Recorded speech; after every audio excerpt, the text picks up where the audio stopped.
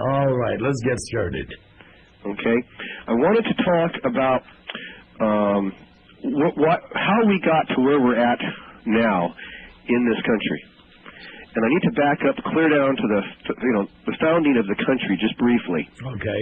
And make a few quick comments. If we come to break, you can just let me know and have these people turn on their recorders, because this is the last time we're going to talk about this on the air, probably. Okay, you got about 3 minutes, and please do not start out once upon a time. Okay, Okay. What happened was the founding fathers created the country. Yeah. The states, the sovereign states. Right. Okay? And the sovereign states were called Confederation. California Republic, Nevada State. They weren't the original states, Dave. They were, yes. No, they weren't the original state. All of them were called, the words I'm using now, that's what they were called when they were created. Well, Alabama State, Virginia State. Yeah. You see what I'm saying? They weren't called State of Virginia. They weren't called State of Alabama. They were called Virginia State. Okay, but the 13 colonies were the first. Right, but they weren't. My point is, I'm telling you the way they were named initially. Okay. It would have been California Republic or Texas Republic or Texas State. Right. Okay? Mm-hmm. Now, these states were sovereign states, and they were judicial in nature. Right. And if a person wanted to become a citizen of, say, the California Republic, he would apply for citizenship with the California Republic. California Republic would grant California citizenship. There was no thing called United States citizen. Right. Okay? Okay.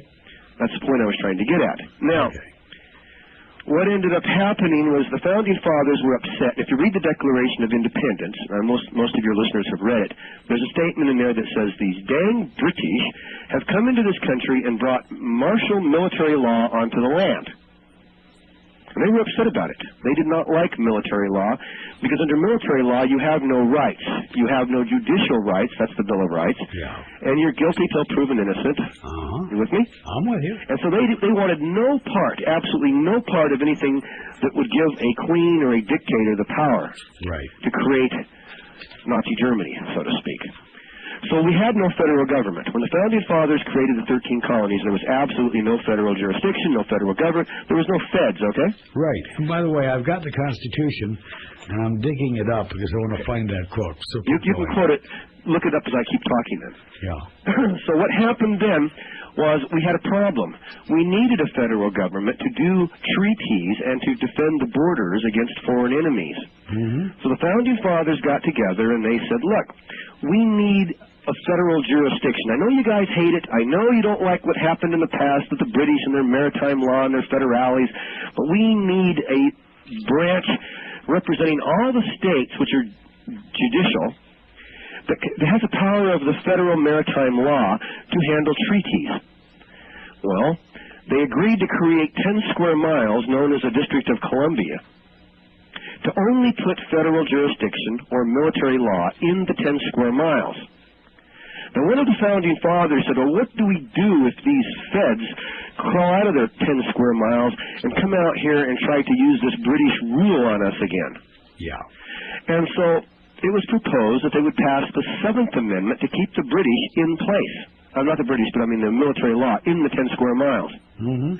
So I'll quote the 7th. In any controversy which exceeds $20, the right of a common law jury shall be preserved. And on that, I'm going to hold you. Stay right there on the 7th Amendment. Well, I remind everyone, my name is Lou Epton. Our guest this evening, Dave Hinkson. We're going to be talking Constitution.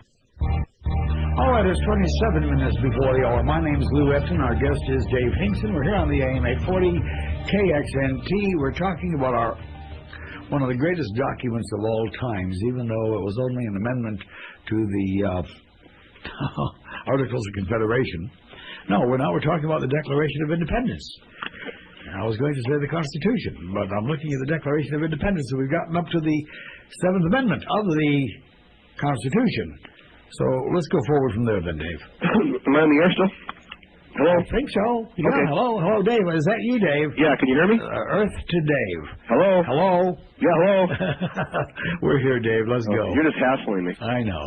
I'm sorry. Well, this reminds me, by the way, I had a very interesting conversation with Jack and Joyce Winkler, a friend of theirs up in Canada, who was extremely ill. I mean, very ill. Started taking some of your silver and went to the doctor, and she was due to go on dialysis. And she doesn't have to go on dialysis. And the doctor said, I don't know what the hell it is you're doing, but keep doing it. You're doing very well. Speaking of strange stories, I had one happen Friday. Okay. Just off the subject a little bit. A lady drank a bunch of that copper water. Yeah. And she got dizzy and fell down, and they called an ambulance for her. Took her to the hospital. She thought she'd been poisoned with the copper, right? They couldn't find anything wrong with her. They sent her home, and here's what happened. She had hookworms in her ear canals. Oh, boy. Guess what? She was wearing hearing aids. Guess what? She doesn't need them anymore. Right. Do you know what happened to me when I was drinking copper? What? I started looking like Abraham Lincoln. That's not. Oh, I'm sorry. That's nothing to be proud of. Kevin is nodding his head like, he's sick tonight. I knew it was going to happen. He's finally cracked. Okay. You mentioned the Articles of Confederation, so I would like to make a point. Okay. The United States Constitution that we're quoting from, the 10 plus the 10 there originally. Yeah.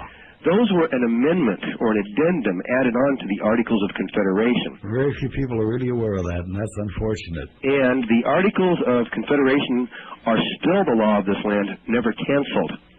And if you read Article 6 of the United States Constitution, it states that any debt or previous engagement, that means contracts, entered into but not specifically counseled or in conflict with this Constitution is still binding. Now, the Articles of Confederation created the states west of the Ohio Valley and is still the law of this land. And common law is specifically defined in the Articles of Confederation. I'd like to add this. Good. Now, back to what we were saying. Right. Now, let's get back to the Seventh Amendment. Okay. When they created the 10 square miles, that's when they wrote the Constitution, known as the U.S. Constitution. And it was commercial, and it pertained to feds. The Constitution, the first 10 amendments, was basically what the feds were allowed to do. It was their, basically, the fence that holds them back or tells them what they're allowed to do. The 10 amendments was basically put there to protect us from those feds. And that's why the Seventh Amendment was put into place, is to make sure they don't leave their 10 square miles. Now, wait, I think that is such a strong and such an important point. I'd like to repeat it loud and clear. These amendments were put in place to protect us from Washington, D.C. Right. That's interesting. So the Seventh Amendment was designed to make sure the feds did not leave their 10 square miles, and so that they would do what they're supposed to do and not jump the fence, come into our yards, and pick on citizens who were known as judicial citizens. Common law is also known as judicial law. Right. And judicial law is the law of the land, and maritime law is the law of the sea. And the sea law was only supposed to go 10 square miles.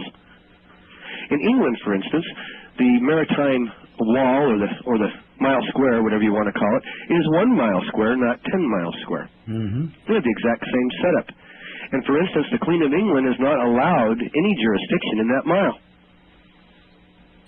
Most Americans don't know that we basically have a mirror image of what they have in England, with the mile square, the 10 square miles, and this kind of thing. Well, don't feel bad. Most Americans don't understand that we're still controlled by European puppeteers. Well, let's move further in that direction then. Okay.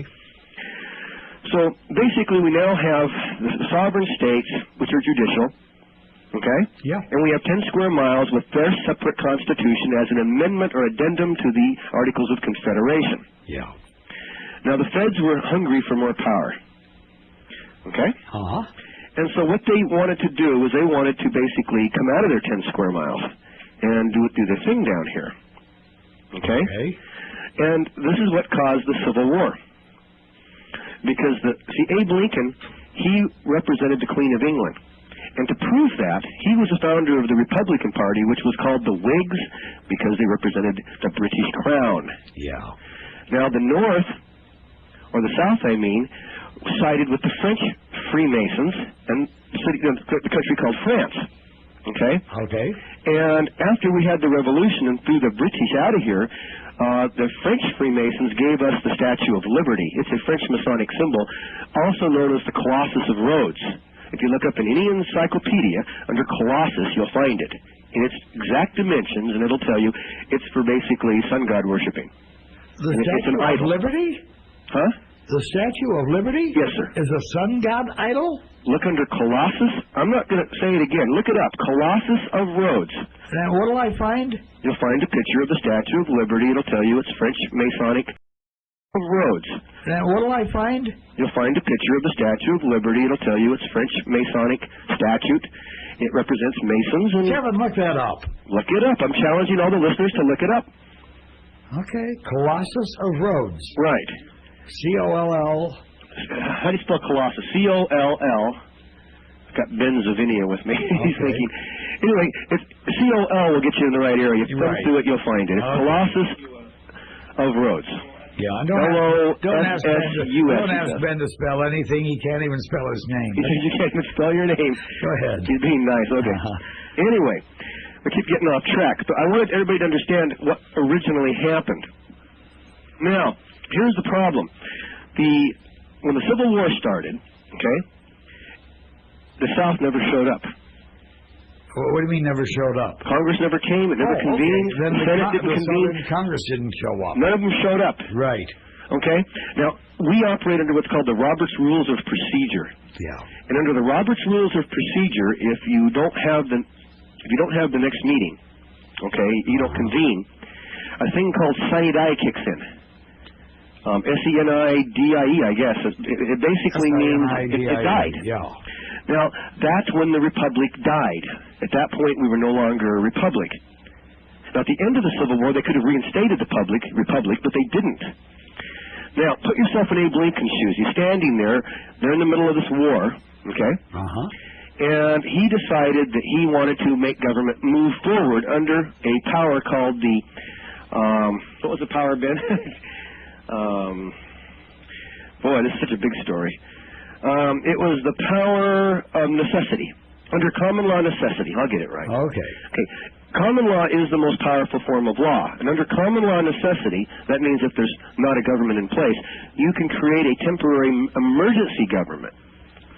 So Abe Lincoln, what he did was he took the three departments of government, judicial, executive, and legislative. Notice I used the word department. Department. I want people to pay attention there. He convenes those three departments underneath himself, making them branches. And to this day, all of the government is branches underneath the executive branch. Now, prior to that, they were departments. And this is why on the dollar bill you have the pyramid with the little light coming out of it. That represents the power of masonry. You with me? Okay. And the eagle is holding the branches. That represents branches of government under the executive power controlled by the word Columbia, like District of Columbia, means ruled by Masons. Look up the word Columbia in your encyclopedia. And what will I find? Well, you'll find that it's basically, it has meanings, Masonic meanings. We've got a very small, inexpensive dictionary. We couldn't find the Colossus. Well, it's in the encyclopedia, this stuff. And I got Ben here helping me. So anyway, I'm giving you the feedback of, so all of the branches now are branches. And you went to elementary school, they told you you had three branches of government. Right. A branch is something underneath something else.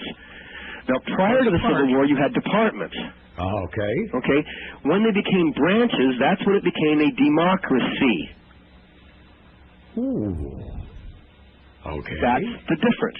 Nobody seems to know the difference between democracy and republic. This is when it shifted. Does that logically make sense? So far, okay. Okay. When the South didn't show up, sine die kicked in, and we convene the three departments as branches under the executive branch, and we have three branches of government now. Okay. Okay? Okay. How close to break are we? How are we doing? Oh, we got what, about 3 minutes? Okay. So now we're branches of government. 2 minutes. Now, we have three kinds of jurisdiction in court. We have equity, we have maritime, and we have judicial. Right. Now, if you say you have the right to remain silent, what kind of right is that? It's a judicial right, right? Mm-hmm. Now, if it's a contract dispute, it's equity. And if it's a contract or a dispute on the open seas, it's maritime, correct? Correct. Okay. Now, if you put the judicial branch, which is judges, let's say they're still a department, can they have a judicial trial? Yes. Yeah. Because they're a separate department. They're not under anybody, right? Right. When the power of the president is only maritime. So you put the judiciary underneath the president, can you have a judicial trial now? No. No, you're correct. That's why all these patriots are misguided. They go to court and they're waving these little flags with these little yellow, without the yellow frill, and they're saying we want a trial based on the flag of peace and all that. And the judge is rolling his eyes around. Here's the problem: the yellow frill around the flag represents a court being operated under the power of the executive branch. It's an Army war flag under Bill Clinton. Or whoever might be in the Oval Office. Right. Okay. Now, here's the problem. When Abe Lincoln conducted his congressional meetings and his Senate meetings underneath Abe Lincoln, what jurisdiction were they now in? Maritime. Whose power who did they have to answer to? Abe Lincoln. They're no longer separate departments of government. When Harry Reid and the boys meet in Washington, they are underneath. That's why one show you were arguing with me. I said it doesn't matter. They convene under the power of the president. Yeah. There's only one department of government now with branches underneath it in a democracy, and Bill Clinton's at the helm. And then I'm going to hold you. It's 12 before the hour. Lou Epton back with you, along with my guest Dave Hinkson here on the AM 840 KXNT, and we're talking tonight, I think, some very important stuff, and I wish everybody was really more aware of this, because if we were, I don't think we'd be looking at a lot of the problems that we're faced with today. What do you think, Dave? I think you're right. Before the show's over, I'd like to make a little announcement here. I'm going to cover an argument that I developed for people who are already political prisoners. I thought we would explain it, and maybe it'll help some people that are already behind bars get out. All right. What do you say we do that right after we do the top of the hour news? Just remind me, okay? Okay, we'll open the second hour with something that'll help people that have been political prisoners. You have a lot of listeners who are in jail that don't belong there. They got nothing else to do. They're listening right now, and God bless those people. Yeah. Anyway, you'll find under military court in 4 of the United States Code, it states that the flag with the gold fringe is a military court. That's found under 4 USC. Okay. Okay, so it wasn't just some theory I had. All the stuff that we've covered so far is provable. Okay, we're not sitting here just rapidly, wildly throwing out accusations. I've been working for years trying to figure out the big picture here. I know that. And you've been... And I'm closer now than ever, and this is kind of an update for everybody. Well, I think it's kind of an interesting breakthrough to recognize that when this really started was with our own Civil War, and you never hear that talked about. And, of course, when we look at the presidents that everybody so admires, you got Washington, Lincoln, how many others? But those two were definitely always there, and specifically now with what happened with Lincoln. Do you think he was aware of what he was doing at the time when he did it? Yes, and I think he was sorry he did it, and I think he wanted to put it back as a republic. I don't want to say too much bad about him because he seems to be an idol of everybody's. Yeah. Well, so was Roosevelt. I will say that's why they shot him, in my opinion, was because he, A, was printing greenbacks, and B, he wanted to restore the republic. And, of course, the bankers did not want the republic restored. They want military martial rule. Why would the bankers want martial rule? Because you have no constitutional rights. Well, how does that benefit the bankers? Because when you have no rights, they can do the things they're doing. They don't have to honor any of the Constitution.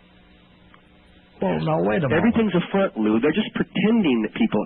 All the listeners out here have no rights constitutionally. Because in a maritime court, when you're at sea, they can make you walk the plank. You have no rights. This is why when you go into an IRS court or any other federal court, the guy gets up.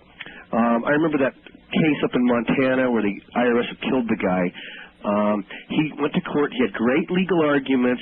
He went into the federal court, and the judge said, "How do you plead?" And he said, "Well, I don't want to plead. I think you're violating my constitutional rights." And the judge said, "Shut up. You mentioned Jesus or God or the U.S. Constitution one more time in this courtroom, and you're in contempt, and we're going to finish this trial with you behind bars." And the guy stood there dumbfounded. He couldn't believe what he just heard. He stood there, couldn't open his mouth, and they had their way with him, and off to prison he went for 8 years, okay? Well, could that have been just that individual judge who was violating everything that we hold to be The judges go to the secret school in Reno. All the judges in the U.S. go to the secret school in Reno, and according to their level of judgeship, they go to different degrees or levels of understanding of the conspiracy.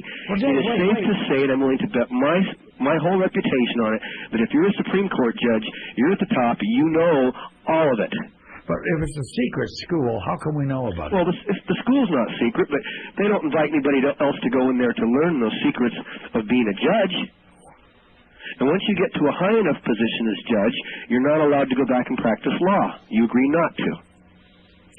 Judges have gone back into practice. Judges have gone back into practice. It depends on the level. Oh, okay. How high up they were. But the higher you go, the more they don't want you to go back to regular practice. You know what? I hope we've got some judges listening in tonight. Well, it's going to get a lot uglier. This story's just warming up here. Okay. Okay. Okay. Well, listen, I don't want to interrupt you. Yeah. I'm going to for just a moment Go ahead. before we get too far away, because it's been a long time since we've mentioned this, and I'd like to think we've got a few new listeners out there.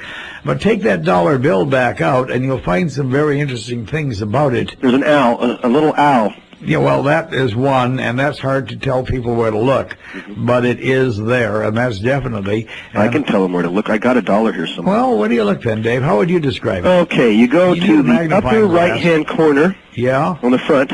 On the front of the bill? Mm-hmm. Okay. And there's a 1 there. Yeah. Okay, and there's a crest around the 1. Okay. Upper left corner of the crest. Upper left corner of the crest. There's a small owl. You have to have a magnifying glass to see it. I can see it. But it represents the secret Masonic order of the owls, basically. Of the owls? Well, I don't know if that's called the owls, but it's there for a reason. It's a secret symbol. You got any comments about the owl, Ben Zavinia? He says no. Okay. But it has to do with that secret. You ever seen that grove where all the presidents meet and they're wearing the Ku Klux Klan robes? Yeah. Okay, that's what that owl represents. It's a group. They had a picture, I saw it, with each president, like for, a whole generation of presidents, and they were all wearing their white sheets and their robes. Yeah. I think you've seen the picture. I have. I know it's a shocking picture. Nobody believes it when they see it, but that has to do with the owl. It's some kind of control over presidencies. Okay. Now, let's take a look at the eagle. I find it curious that on the left he's got, I believe, 32 feathers, and if you put it under the microscope, you'll find that's well, 32. 32 is a key. Finish first. And on the right wing, he's got 33 feathers. Dave? Well, there's a reason for that. Okay. In the Masonic order, the British Masonic order, I'll clarify that. Because right now we are a British Masonic country, every inch of us. That's why we have the Fraternal Order of the Police, the Fraternal Order of Firefighters. And the Masonic papers in the cornerstone of the White House. Right. Okay. We are a British Masonic country. Now, we started out British. We threw the British out because the Founding Fathers wanted no part of this maritime system. Right. We sided with the French. We were good friends and allies with the French. They gave us the Statue of Liberty. The Civil War started. We became a British country again when we became a democracy. Okay. The reason the communists have always hated the word democracy is because it's a buzzword for British rule. Anyway, back to the feathers. Okay. 32 feathers is the highest level that a Mason will normally claim that you can go. Uh-huh. George Bush and Rockefeller and Rothschild are 33 or above. Or above. That's where the secret society becomes a secret society within a secret society. And the sadness is that 99% of the good people that belong to the Masons don't even know. Know it exists. Don't know a thing about what's going on. Now, see, when George Bush came out during the All-Star game, he had 33 on his jersey when he was president. Uh-huh. And I had my father go to the, I didn't have him, he just went to Richard Milhouse Nixon's funeral. Uh-huh. And my dad's a very staunch Republican, but he overheard Henry Kissinger at the gravesite say, "Here lies a good Mason." Now, Henry Kissinger is a Mason, and so is Nixon and all the other boys. But this is not a bash the Masons. You were asking about the symbology of what it meant, and I'm just trying to clarify for the people out here that we are a British Masonic country. We are not a French Masonic country. And there is a difference. And you'll notice, like Martin Luther King, when they called him a communist, remember? Yeah. Okay, he was siding with the French Masons. And if he was murdered, in my opinion, it would have been by the British Masons. Okay. We've only got a couple of minutes. Why don't we finish it up on the dollar, and then when we come back, we'll pick up where we were, or better yet, we'll have you... Well, the dollar says Federal Reserve note, Yeah. for one thing, and a note is not money. No. A note means it's owed back. It's borrowed. Yeah. Now, when Kennedy tried to print the money, it said United States dollar on it, I think. Or currency. One or the other. It wasn't a note, was my point. Right. And so the Federal Reserve's a private corporation. Right. And they're loaning the money into circulation. Yeah. And that's what this dollar is. It's borrowed. It's owed back. A debt-based monetary system. The fiat money, Let's look at that pyramid for just a minute here. We've got the time, which is interesting, and I've never considered the pyramid a symbol of this country, and I've often wondered why it was put on the dollar bill. But when people told me who understood Latin what annuit conceptus nordo ordo seclorum translated to, it all fell into place. Annuit, announcing, conceptus,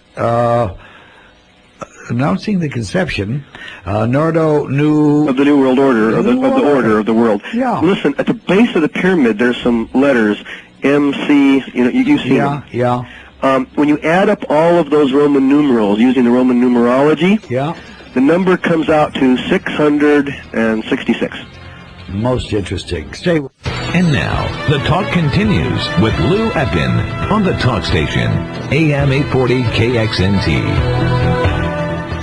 All right, 6 after the hour, Lou Epton back with you here on the AM 840 KXNT. Before we get back to our conversation with Dave Hinkson, I'd like to mention to everyone that tomorrow between 11A and 1P, it's my pleasure to join in this weekend salute to senior Dave Hinkson. Tonight we're talking something I consider, and I hope you do too, so valuable. It is our Constitution, and there is a move afoot, whether you know it or not. They want to rewrite it. They want to destroy what little we have left. They want to take away a lot more of our rights and turn this into a genuine oligarchy. And you don't have to believe me. That's okay. When it happens, you'll say, boy, I wish I'd have listened a little closer. But and the unfortunate thing is, even those who represent us or who we think are representing us right now in the Congress aren't even aware. You know, everything we're doing supposedly is for the kids and for our own safety and security. It's called crisis creation, my friends. The government, those bureaucratic bums themselves, are creating the problems, and then, of course, they've got all the solutions. If we were more of us aware of how much fraud has been going on, I really, really don't like to think what we'd all be doing right now. In any event, Dave, thanks for waiting. We're back. You wanted me to remind you to bring up a very important issue at the top of the second hour. Well, I don't think we're ready for it in the discussion. I'm trying to lay some groundwork here. Let's continue then with what we've got. And those who are calling in, please be patient. We'll get to you. I want to go back to Abe Lincoln for a second. Okay. Now realize that the citizens of this country were all citizens of the states, like a citizen of the Alabama state, for instance. Right. The black people were never citizens because the states, especially the southern states, had never granted them, Yeah. or maybe it was the northern states, I always get confused, but they were never granted state citizenship. Right. Now, when Abe Lincoln signed the proclamation to set the black people free, Yeah. he had to make them citizens of the 10 square miles. Oh. You with me? Okay. Now, I said earlier that you have no constitutional rights if you are a maritime citizen, because you can't go into a court where you can argue a judicial right. Okay. You with me? Yeah. And the judge can't go there either because he's under the maritime president. Yeah. So the black people were created. They were the first 14th Amendment citizens. Mm-hmm. Now, since they had no judicial rights, they have, at that point, now, if they were born in a state, they would automatically, at this point, have rights. But I'm talking about when they came in as slaves and were brought here, they had no judicial rights. Yeah. So since they had no judicial rights, and all the rights they had were maritime rights under a 10 square mile maritime government, Mm-hmm. that was called color of law rights. And that's where the word colored came from. Ooh. They were called colored because they had no judicial rights, not because they were black people. Okay. And all the listeners out there that are U.S. citizens are colored people. And I don't care if they're white or not, they're still colored people. Okay. You with me? Yep. Now, I know that's a shocker of the century, but it's provable. Provable how?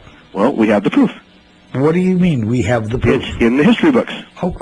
Oh, not in the school system, it's not. Oh, well, I'm sorry about that. But, that's where the word originally came from. Okay. And that's Let's why it accept came that to for be. the time being. Okay. Now, the problem they had is all the citizens of the states had rights, constitutional rights. Mm-hmm. And the maritime government could not even enjoin them or couldn't even bring them into court in their venue. So the government had to figure out a way to make all the citizens of the states maritime 10-square-mile citizens.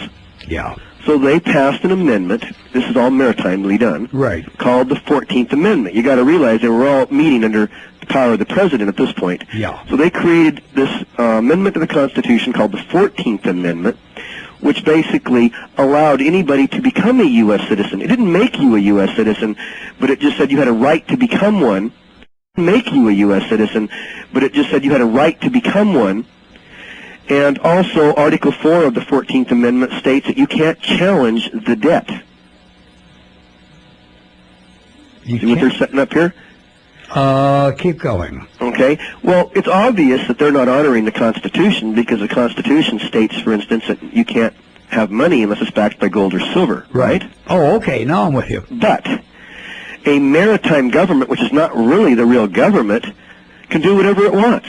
And it's not violating the Constitution because those states are not judicial states anymore. In other words, the Nevada Republic or Nevada state could not deal in money unless backed by gold or silver. Right. But the state of Nevada, which is a phony federal state illegally created by Abe Lincoln in 1864, can print fiat money, distribute fiat money, and doesn't have to honor any constitutional rights for anybody, anywhere, anytime, or any place. Okay. See how ugly this is starting to get? Yeah, I do. Now, this is why they created a thing called the birth certificate. The word birth was never a word found in the English language for humans. You're born, you're not birthed. The word birth comes from putting a ship in the harbor under a maritime berth. True. And this is where we get into the nom de guerre situation, because if we create a birth certificate for Lou Epton when he's born, and most birth certificates have the last name in all capital letters, and the first two parts of the name were normal. Yeah. This is why government applications always have the last name first, because anytime you put your name in a fictitious format, it's a title of nobility. And titles of nobilities are used in maritime courtrooms. You cannot use a judicial name in a maritime courtroom. It's the wrong venue. If I spelled your name, Lou, first letter capital L, then small letters. Yeah. Middle name capital. I don't know what your middle initial is, but capital. Don't have one. What is it? Don't have one. Okay, but if your middle name had a capital First M, didn't the think it was capital, worth one. but spell out your full middle name, right? And put your last name Epton, capital E, small p, spelled out small after that. Yeah. That's called a correct appellation. Some people use the word Christian appellation, but that doesn't matter. You can be Muslim or Jewish or anything else. It's still a judicial appellation. Okay. Now, for those who doubt what I'm saying, you go to Corpus Juris Secundum and look up two words. Mort Maine. M-O-R-T-E-M-A-I-N-E. Where do you find this? What did you call it? Mort No, before that. Corpus. Juris Secundum. Okay. Those are law books. They're the standard law Thank books. you. Okay, didn't know. Okay? Right. So they have to put your name in a fictitious name to bring you into maritime jurisdiction. And you've heard people talk about different aspects of this story, not quite understanding how it fits into the big picture. Yeah. We had one guy call in last time we did a talk show stating that he was in charge of paperwork for the, I think it was the Marine Corps or Army, and he said he was always instructed to make the last name in all capitals. Yeah. There was also a guy that was going to prison, and he got up and said he wanted to read the indictment, and he stated that it was not me on the paperwork. He protested, that's not my name. The judge, remember, he corrected the name? Yeah. And they got back a week later? Yeah. And they had AKA in front of his correct name, and he said, I protest again, that's not also known as. My correct name is, and the judge says, what do we do about this case of mistaken identity? Uh-huh. And the judge dismissed it. The prosecutor leaped up screaming. The judge said, "Be quiet, we'll talk about it later." And the guy walked away from a 20-year prison sentence. Just like that. Yeah. I'm going to hold you there for a couple of moments. Go ahead. Stay with us, everyone. All right, we've got 18 after the hour of 9 p.m. this Friday. My name is Lou Epton, along with our guest, Dave Hinkson, here on the AM 840 KXNT. We've got a full board, a few more minutes, and you bet we'll take your calls. In the meantime, Dave, you want to keep going on this a little further, and then we'll take and see what the listeners... Yes, we'll take some calls pretty quick here. I would like to make up, after hearing this story, it's obvious that all the listeners out there have two identities. And there are two states of every state. There are 2 states, sometimes 3. There's actually 3 Californias, I think. Oh, really? I know the Republic There's a California state, yeah. California Republic, yeah. and State of California. There's also 2 Supreme Courts. See, when they created the phony everything, okay, they created, like this. Let me give you both Supreme Courts, or both district courts. Okay. There's a United States District Court, and there's a District Court of the United States of America. Which one's the correct one? United States District Court? The District Court of the United States of America is the correct way of saying it. The District Court of the United States of America. The word "of" denotes ownership, okay? Oh, now, okay. There's 2 Supreme Courts. There's a Supreme Court of the United States, and there's a United States Supreme Court. And if you put Supreme Court of the United States, the S and C are small, as in the Constitution. Supreme Court is not spelt with a capital S. Ooh. Interesting. Let me ask you a quick question. If Lincoln would have liked to have gotten back to the original republic, what would he have had to do? What would a person... Just reconvene Congress. Yeah. And? As a republic. Well, now, wait a moment. They're reconvened today under the direction of a president. But they're under martial law, and they've never canceled the emergency powers. That's why they created that emergency powers. Well, what would be the difference, then, in calling for a reconvening of the Congress? They need to reconvene Congress as a department. That's all it would take. And that would move all the states back to judicial. That's why I can give people clues. If you look up in the Corpus Juris Secundum or the Words and Phrases books in the library, under the word de facto and de jure, those are the 2 key words. Yeah. You'll find de jure is a legitimate government created as a republic, okay? Yeah. De facto is a military war government that has seized power by force of arms. It's right there in the definitions, and we have a de facto government, and there's over 23 Supreme Court rulings that state that if a judicial government is in place, maritime government or de facto government ceases to exist. And we could do it. It only takes, well, that's where I'm heading next with this, okay? If I said to you, I am a citizen of Nevada State, okay? That jurisdiction still exists. You can't cancel it. It's still there. There's nobody there but me now, right? I made my declaration. I'm the only one in it. Okay. It's like going into a big empty building. Can a maritime government go into that big empty building in their maritime jurisdiction and tell me I'm not judicial? Can't enter that venue. I am not a citizen of the United States of America. I denounce it right here on the air. I am not a 14th Amendment citizen. I'm a judicial citizen. I was born and raised in California. I am a native. I am a Native American. I'm not Indian, but I am a Native American. I was born on this soil. I have a judicial birthright. And I was born on the American continent, which makes me an American. I am a Native American and a citizen of the California Republic. Okay. You see how this is working here? Yeah, I do. Now, seeing how there's 2 Lou Eptons, okay? Okay. There's the dead Lou Epton with the fictitious name, and there's a Lou Epton judicially that has rights under God. And the judicial rights, that's why we were a nation of God, was because all men are created equal, the Declaration reads. Yeah. And where is the right that all men are created equal found? It's found judicially in the Bill of Rights. And when you go into a maritime courtroom, you have no Bill of Rights. You're not a judicial citizen. And they can do whatever they want to you. When the judge sits up there on his pulpit, okay? Yeah. Wearing his black Masonic robes. Yeah. Okay? Yeah. And he is sitting behind the bar. The word bar comes when the rivers hit the ocean, there's a sandbar. Law from the sandbar to sea is maritime. Law from the bar inward is judicial. Now, he's sitting with his military flag behind the bar, and he's on the deck of a ship. That's why that rail is there. It's the deck of a ship. That's what it represents. Now, the people in the courtroom are sitting in the peanut gallery, right? Okay. And in that peanut gallery, what flag are they under? Well, the flag on top of the courthouse is judicial. You with me? Okay. So their human being breathing bodies are actually judicial sitting there, and the judge is maritimely up there, and he collars across the bar and he says, "You all have the right to remain silent. You all have this right and that right and this right," and he tells you about all your judicial rights, right? Uh-huh. Then he says, "Lou Epton." Well, the name on the indictment is all capitalized, and it's a dead fictitious name, and he's standing there next to his military flag, and you stand up and you say, "Yo-ho."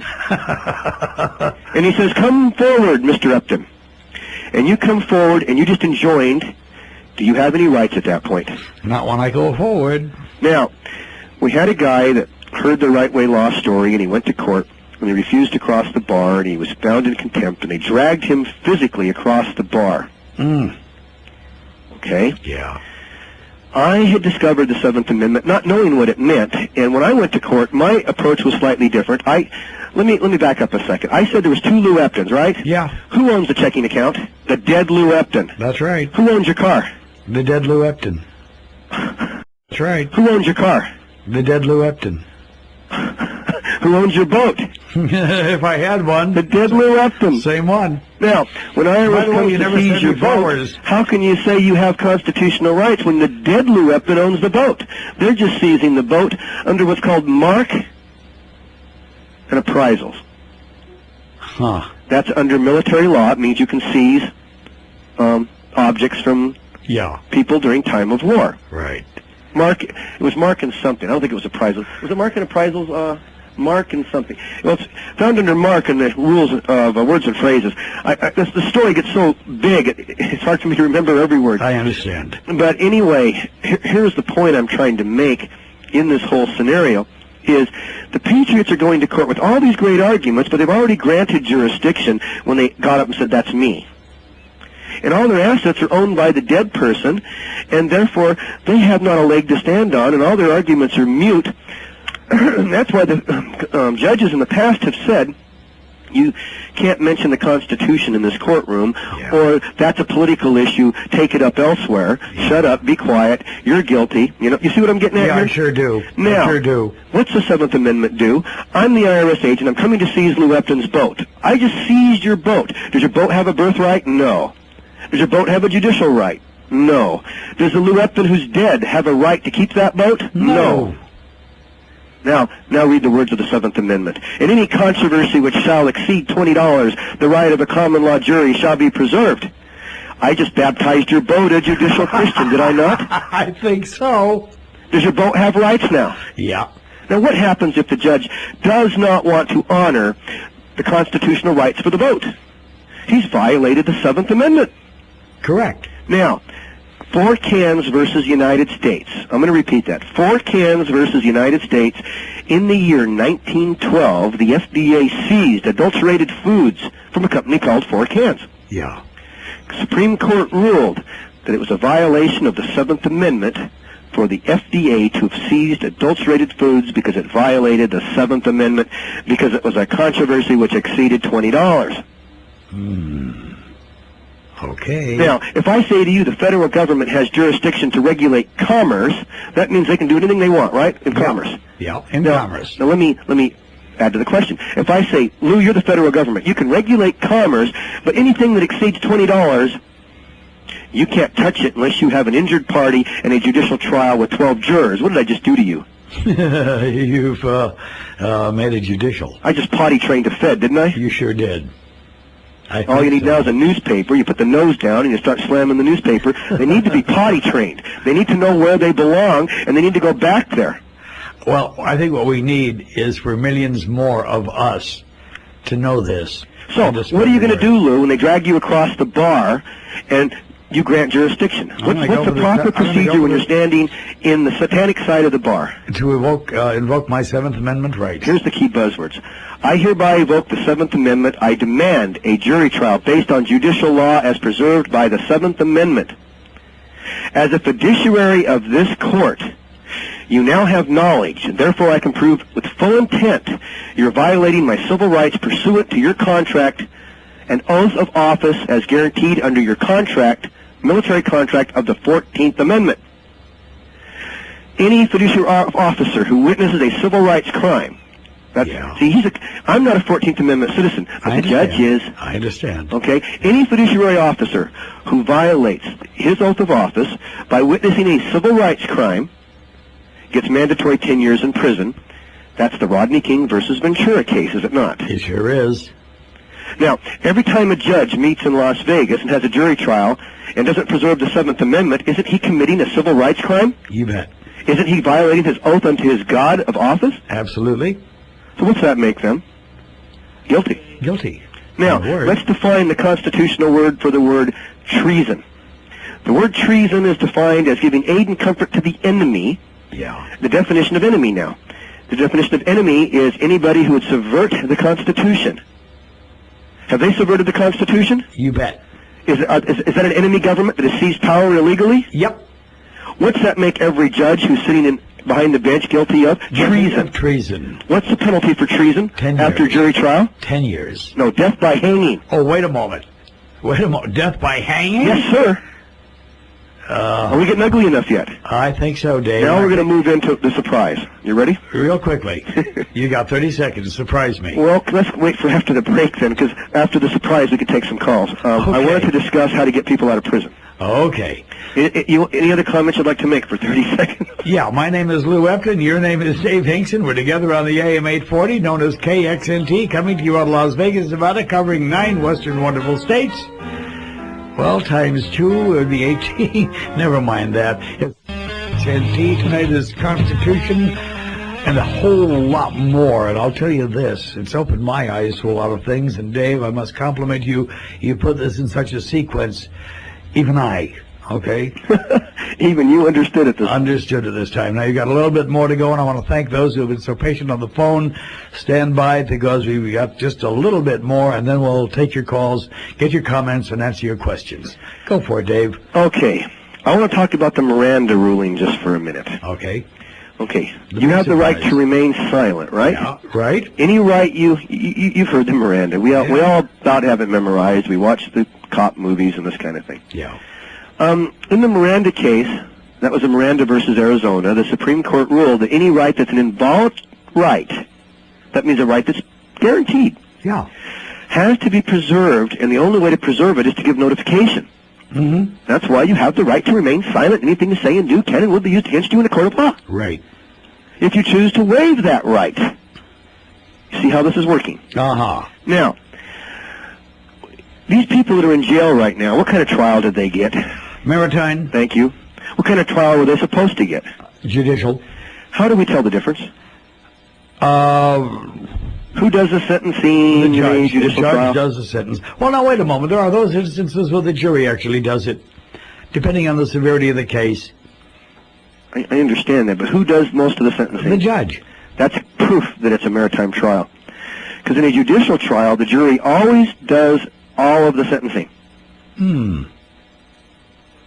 Always. Always. Interesting. Okay? Now, the 7th Amendment says it shall be preserved. Any controversy which exceeds $20, right of a common law jury, shall be preserved. Right. Now, maybe there wasn't a $20 controversy, maybe there was. But be aware, you're always guaranteed a common law trial, period. You're always guaranteed that. It was guaranteed in the Articles of Confederation, which are still valid. Yeah. Okay? Yeah. The only reason the 7th Amendment was written was to make sure that when they created the feds, they didn't come out of their 10-square-mile playpen. Right. They weren't supposed to come play with us. Mm-hmm. Okay? Boy, have So, they if it shall be preserved, and I guarantee there's not a person in jail that didn't have something more of $20 of value in his case anyway. Mm-hmm. But if it shall be preserved, using the Miranda decision, shouldn't there have been proper notification? How about this? Lou, you have a right to a 7th Amendment common law trial. If you choose to waive this right, we're going to maritime your ass. You will lose all your rights. Makes sense. And we're going to put you and your fictitious name in prison where you belong. Now, how do you choose to rule? You see what I'm getting at? I sure do. The Constitution also says, Lou, that, right, it also states that you shall have cause Nature and cause are the two key words that you're entitled to when under any kind of trial, right? Yeah. The word nature means, what venue are we under? Oh, boy. So if I was going to court today, I'm not afraid of the bar. I'll walk up, and the judge is going to say, how do you plead? And I'm going to say, well, what's the nature, Your Honor? What's the nature, Your Honor? He's not going to want to answer. Well, it's apparent you don't want to answer that point, Your Honor. I'd like to know, is this a judicial trial or a maritime-type trial? No comment, huh? I evoke the 7th Amendment of the United States Constitution, Your Honor. Do you know how many times I've been thrown out of court? Usually the arm comes up with the robe hanging on it. Get the hell out of my courtroom. Thank you, Your Honor. Yes, sir. Thank you. Oh, boy. You've heard the stories. Yeah. I'm going to tell one quick story about the 4 people who were thrown in prison for assaulting highway patrol. Okay. And this is a true story. And you know the guy. Uh-huh. Okay? Uh-huh. Now, he sassed the highway patrol. The highway patrol dragged him out of the car and beat him up, right? Right. His wife thought they were going to kill her husband. She got out. She jumped on the back of the cop. He beat her. 2 teenage sons got out, wanted to save their mother. How did it end up? We had 4 people on the ground, badly beaten and bruised, right? Right. Okay, more cops showed up, more beatings. All 4 ended up in the Hooskow, charged with assaulting officers, right? 6 months mandatory jail time, Yeah. $6,000 in bail and fines, right? Right. When they came to me and asked me what I thought, I said, well, I'd ask for a jury trial based on judicial law. They pleaded the 7th. The prosecutor says, you'll get your jury trial. And the grandfather said, goody, goody, goody, and he headed for the door. Yeah. Prosecutor said, hold it, wait, we can resolve this now. All bluff, okay? Uh-huh. He says, how about we call it a parking ticket? You pay $50 for the court costs. I release the 4 people from jail. We drop the $6,000 bail requirement. We drop all charges, and you take your family home today. How would you like that? Yeah. And the guy says, well, it still exceeds $20. And the guy says, well, it still exceeds $20. He calls me up. He says, what should I do? I says, give him the $50. Get the hell out of there. Get out of there. My goodness. Well, but anyway, the point is, I think you're getting the point here. I got it. The point is, our government is a illegal, wrongfully created government. And everything, see, if you look at the 13th Amendment, it says that there shall be no involuntary servitude. Uh-huh. There is voluntary servitude. Yeah. All you people out there have no rights. Every time you put down that I am a U.S. citizen, okay, you are now maritime, and the amendments to the Constitution and the Constitution no longer pertain to you. And you are all colored people.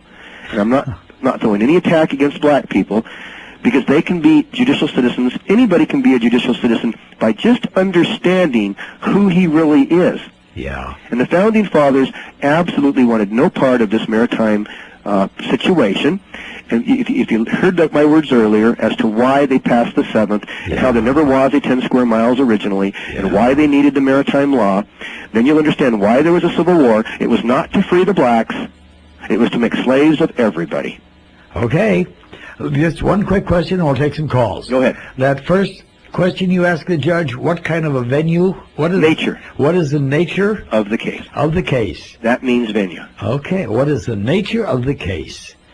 And then you go for your 7th Amendment. Well, wait for his answer. Well, obviously. But just because you've crossed the bar does not mean you've granted jurisdiction. If you ask for a 7th while standing on the maritime side of the bar, maritime has to stop. The floor will open up, and he shall preserve it, or he's committing a civil rights crime pursuant to his U.S. citizenship, and he will get mandatory 10 years in prison. I love it. Boy, I hope we've got a judge or an attorney or people involved. The word attorney, by the way, means to attorn, and if you look up the definition of attorn, it is to move venues. Okay, let's take a call from Lawrence over in Sierra Madre, California. What do you say, Dave? Hey, how you doing, Dave? Being we're on the name, you're not talking to Lawrence, you're not talking to a fiction, you're talking to Lawrence Dean O'Brien. Thank you. Okay, now, the nature of the name. Now, when they call your name, and you're responding, you're not responding to you, you're responding to the name. That's true. Now, if you ask the question, is that a fictitious name, or is that a legal fiction? You could ask that question. All right, then, what is a legal fiction? Something known to be false, but is assumed to be true? They work on a lot of assumptions, don't they? Yeah. So you have to give them joinder. Now, if you give them joinder on your name, you're admitting that you're a fiction. Now, isn't a fiction a lie? Well, it's a title of nobility. Well, it's still a lie, right? Correct. A legal fiction. It's not really you. So you're bearing false witness against yourself. Well, they want you to, don't they? Yes, they do. So what you do there, because of our ignorance, is we bear false witness against ourselves. And not only do we violate the law, we violate God's law. Right. That is true. Okay. I wasn't really going to get into the God thing, but yes, it's actually a violation. See, I discovered God by finding His law. Right. Once I discovered His law, then I knew there was a Satan because I found His law. Right, because it's all a legal fiction. Okay, so we have to be a false witness against ourselves, so there we are, compelling ourselves to bear witness against ourselves. Did you hear what Clarence said, or Clarence Thomas? Go ahead. His famous little quote there, all the people in prison elected to be there. Right, and so have several other Supreme Court justices. He was more true than most people realize. Yeah, they chose to eat the apple, and they chose to be stupid. Correct. Okay. Now, if we don't agree that we're the name, let's say you could do another thing. They call your name. They say Dave Hinkson. Mm-hmm. You say, and you walk up to the bench and say, I am Dave Hinkson, rather than say, yep, that's my name. I don't have a name. I'm a people. How can I have a fictitious entity? Mm-hmm. You know, it blows them out right there at the beginning. This is why we covered the 7th, is because, see, let's say they trick you into their venue. So that's what they try to do every time. They always try that, yeah. But if you reserve the 7th, just in case that you know they've snagged you, and then evoke the 7th, you unsnag yourself. Mm-hmm. I don't usually mention the 7th initially.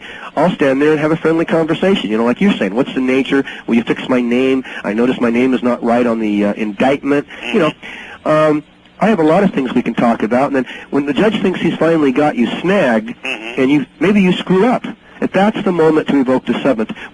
But you have to understand all this to know when you've screwed up. If you don't understand what we're talking about here, you'll never know when you screwed up.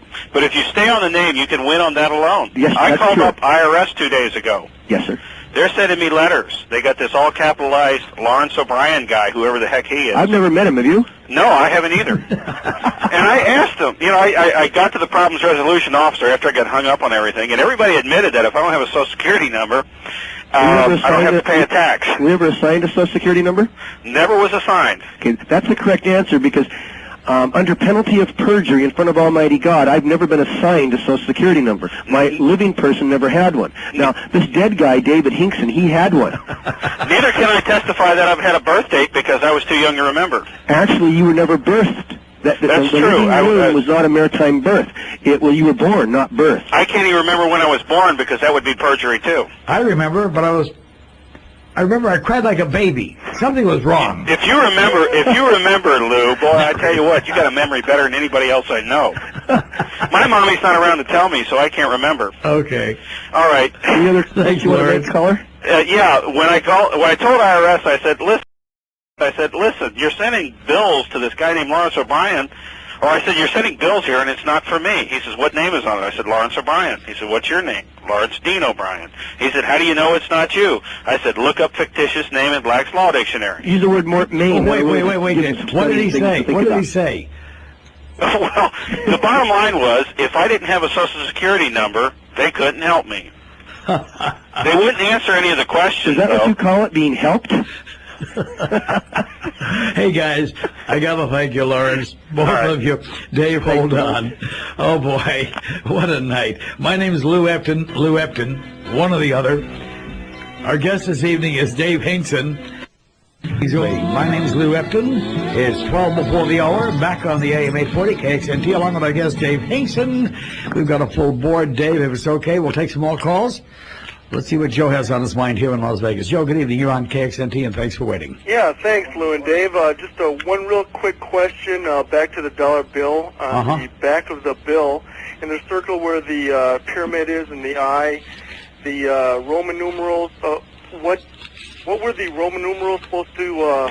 Well, I have it broke down in a book called Scarlet and the Beast, which is available. It's a complete book that covers... the origins of how the Masons have basically made this country a Masonic country since the beginning. and on page, I think it's like 631, it's 3 volume books. He breaks down and shows that the letters, when you add them up, make 666. I see. So the see, like the D, I can hardly read my dollar here, but it looks like it's a MCCCLK. Anyway, you add up each two, and that creates, like, the first two create 600. The second two create 60, and the next two created 6. He had a formula that they were using that showed that it meant 666. Oh, I see. Which is the mark of the beast. Just one more quick question. Is there any other Masonic symbolism? I heard there was an owl involved and some other things. Could you expand on that a little bit, please? Well, even the eagle itself was the original Babylon symbol, which meant Babylon. And the word illegal comes from the word ill-eagle. I see. And this whole nation we call the United States of America is a repeat of Babylon. The owl, by the way, is on the front of the dollar in the upper right-hand corner alongside of the leaves there. The leaves there by the top. It's the upper left corner of the crest around the 1. Yeah. Okay. I'll look up there, and I'll if you have anything to add, I'll listen to it off air. I know your time is precious. By the way, and this is something I give Doc Marquis a great deal of credit for, believe it or not, and it just blew my mind when he showed it to me, and it's hard to describe on the air. There are 3 satanic symbols built in to the $1 bill. And that's not a mistake. And I can't believe it happened by chance. No other currency anywhere in the world. Well, Lou, just highlight. This is how you've heard people say for years, you have no rights when it comes to the IRS. Yeah. Well, this is why. You file your tax return, right? Mm-hmm. And you put on there, I am a U.S. citizen. Okay. Now, what kind of rights do you have now? Not too many. None, zip, zero. I mean, come on, you're toast. Okay. Now you go to court and you say, I have rights.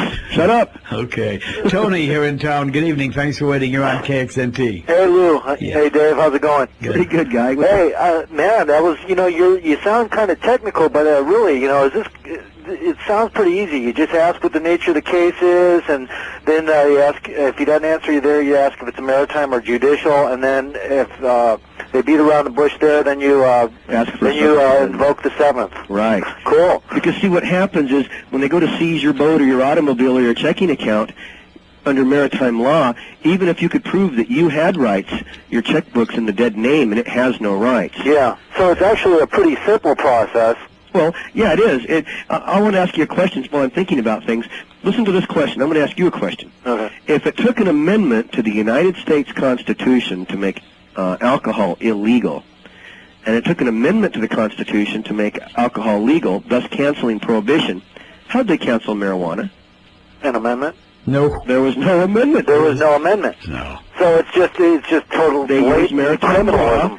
They made everybody a U.S. citizen where you had no rights, and they've proceeded. Now, the thing that's most interesting about this whole story is even though they put all this in place during the Civil War, or after the Civil War, okay? Yeah.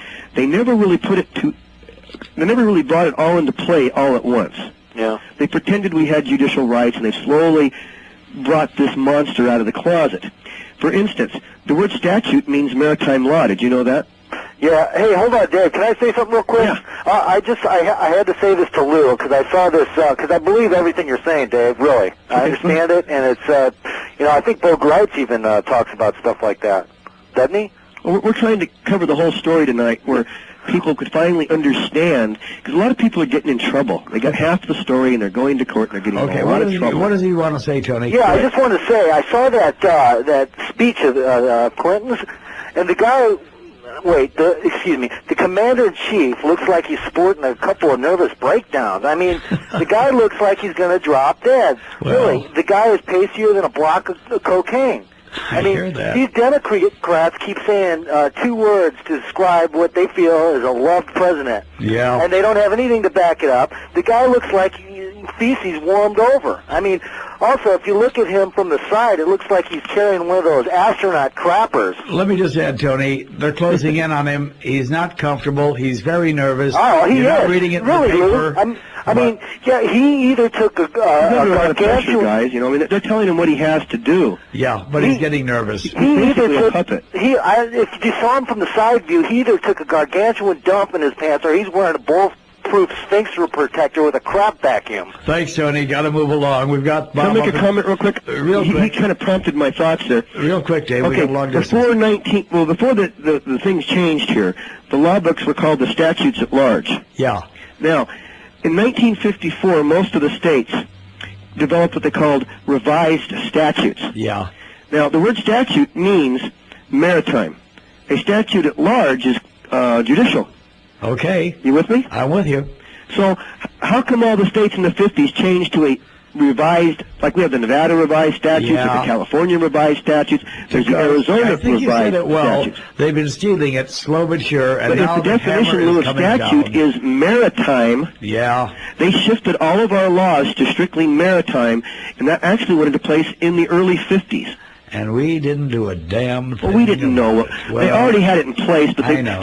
they put it in place, but they slowly have been shifting the country to 100% maritime. Guess what happens when the country becomes 100% maritime, Lou? You tell me. Nazi Germany. This is the Nazi Germany Adolf Hitler story that I am giving you. If you study Germany Yeah. and the history of Germany, Yeah. you will find that everything that I gave in this story happened in Germany over 40 years. Oh, boy. Let's go to Twin Falls, Idaho. Bob's waiting up there. Bob, good evening. Thanks for your patience. You're on KXNT with Dave Hinkson. Hey, excellent show tonight, guys. Thank you. Got a question. Yeah. You touched on it. You just started to get into it, and you faded out up here, and I don't know if you went into it any further on the where we have this dual states and dual legislative districts, whatever, you know. Mm-hmm. I'm wondering, you said it's like walking into a big building, you know, and you're the only one there. Well, I was of course referring to there's- the judicial government, which is still in place, but there's nobody in it. Yeah. Now, There, see, a lot of if we patriots... could get enough people, though, I mean, what, 12 people to hold a quorum and elect our own representative? That's all it takes. And I'll make a comment on that. See, a lot of people were going around saying you have to denounce your U.S. citizenship and fix who you are, and then we can create a Republican form of government again. Okay, the dead David Hinkson is registered to vote in Clark County, right? Mm-hmm. The dead David Hinkson voted. Okay, they always put your name in a fictitious name when you go to register to vote. The judicial David Hinkson has never voted, never been married, never had a Social Security card, never been birthed. Uh-huh. You see what I'm getting at here? Yeah. So, can there be two entities? Well, yes. You could set up a judicial government as long as you understand the difference and use your name correctly, and you could have two elections, one for the phony maritime, where you could say run for governor. Let's say you ran for governor of the state of whatever state you're in, right? Idaho. Idaho. Okay, you're in Idaho. I'm just getting ready to move to Idaho. But let's say you run for governor, but 12 of you guys also go through the proper procedure to create a judicial government, and you run for governor in the judicial election, and you advertise and offer, a school where you show people how to create this correct government. You see what I'm getting at? Yes. And let's say under the maritime election, you don't make governor. But under the judicial governor, your 12 friends all vote you in. Yes. Okay? Who's the governor? Well, I would, but they're not going to recognize it. Well, That's the I next have step. 23 How do we Supreme make them? Court rulings, caller, that state that anytime a de jure person or a de jure government is in place, the de facto one falls. Now, it's a controversy which exceeds $20 as to who gets the governor's mansion. You with me? Yeah. Now, Okay. they're going to say, well, you don't win. You just said that. They're going to rule against you. They're not going to recognize it, right? Absolutely. Okay. Does a maritime court have the right to hear a judicial argument? No. Okay. Do they have venue to even hear the case? No. Who has original jurisdiction? Common law courts. And who's the only common law court left in the country? My 12 people that are going to be sitting on the jury. Thank you. Also, the Supreme Court, if you activate it with a small s and small c, the Supreme Court of the United States has original jurisdiction. I hope you get up here before the next election because we'll draft you for... What county are you in?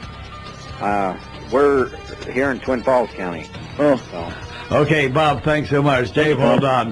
We're going to have to break away.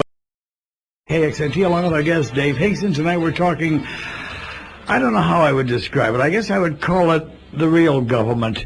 And there's a way of getting it. And by God, we've got to get busy and do it. Dave, you ready? We got a full board from all over the area. Yeah, I'd like to make a couple quick comments real quick. Okay. For one thing, there was a big debacle here about the public lands in Nye County. Do you remember that? Bet. Oh, and how? Now, The Constitution says original jurisdiction shall be with the Supreme Court if there's a controversy between government agencies, okay? Yeah.